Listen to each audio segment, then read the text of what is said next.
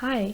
In this video, I will do a quick walkthrough of some of the most useful features in our 3D interactive visualizer.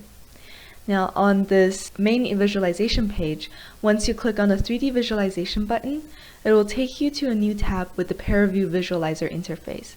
This is a third-party application we're using for our purpose. Now, if you're already familiar with using the desktop version of ParaView, you may find this very similar. In this particular example, we are visualizing the output mesh from a previous simulation, which shows the famous average brain, colon 27, with a tumor in it. In this default view, we can see the outermost region, which is the skull. You can click on the mesh and click on this ribbon to view the region. To view the inner properties, there are a couple of things you can do. For example, you can add a clipping filter to cut the mesh along a plane.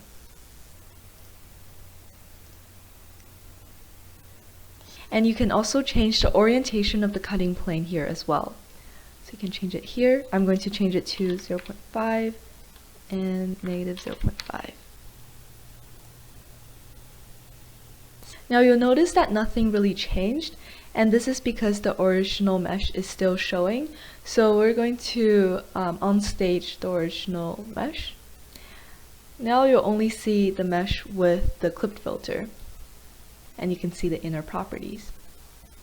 You can also add a threshold filter to only filter out certain regions. So I'm going to add a threshold filter to the original mesh.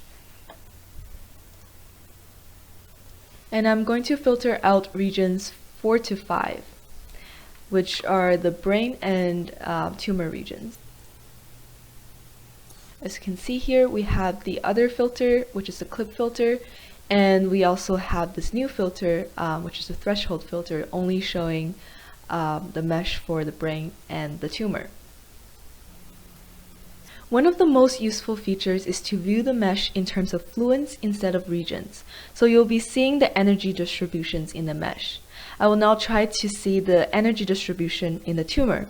So I'll first get rid of these other filters that we have. And I'll add a slice filter to the mesh. For the slice filter, you can also change the orientation of the plane, of the cutting plane. So I'm going to change the origin to 120, and you have to click send to do the re-rendering.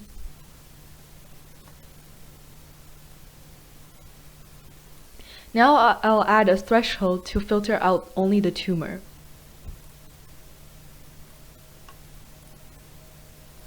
Which is range 5. It's the 5th region, and click send to render. So now, as you can see, we have a filter. We have a slice filter, and also a threshold filter. Now I will add a slice filter to the tumor, and I'll add it on top of threshold 1 because that is the tumor region.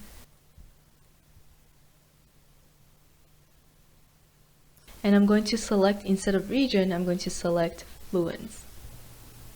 And in order to only see the slice, we'll have to onstage threshold 1. So now, as you can see, we can see the fluence distribution in the mesh, which is shown here. Now, the online version of the software currently does not support some features, such as representing values in logarithmic scale. So we have a page set up that explains what features are not supported, and in case you would like to access one of the unsupported features, we suggest you to download the mesh file and visualize it in the desktop version instead. Thank you.